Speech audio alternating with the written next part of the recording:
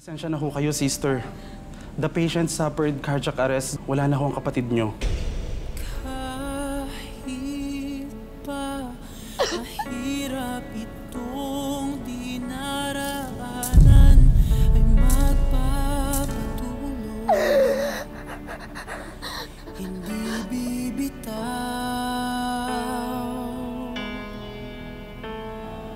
Baon ko'y bulong ng pagmamahal na siyang aking tapat. Aking dahilan. Di ko man hawak ang kapalaran.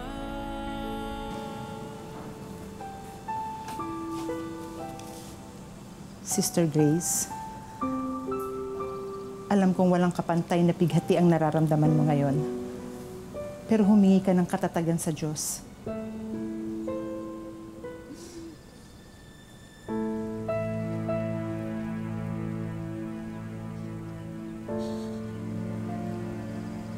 Oh my Diyos, bakit niya hahayaang magdusa at mamatay si Michelle? Sister Grace, Buong buhay ko, inialay ko sa paglilingkod sa Diyos na sinasabi niyo. Pero bakit? Bakit ang kaisa-isang hiling ko na protektahan niya ang kapatid ko? Bakit hindi niyo mabigay yun? kapiling na ng Diyos ang kapatid mo, Sister Grace. At kung sino man yung gumawa nito sa kanya, Diyos nang bahala. Sinunog ng buhay ang kapatid ko! May walang lead sa kriminal na gumawa nun sa kanya. Kung totoong may Diyos, ngayon palang kumilos na siya! Sister Grace, ginagawa na ng pulis ang lahat para mahanap kung sino gumawa nito sa kanya.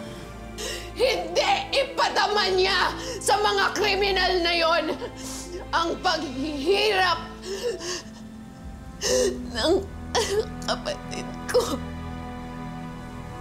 Sister Grace.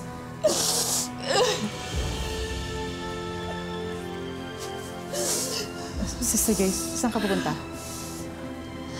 Ayoko nang magmadre. Sister Grace, sandali! Sister Grace, maghunis dili ka.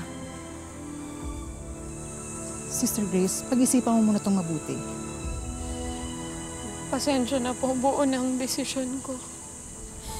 Tulong! Sister.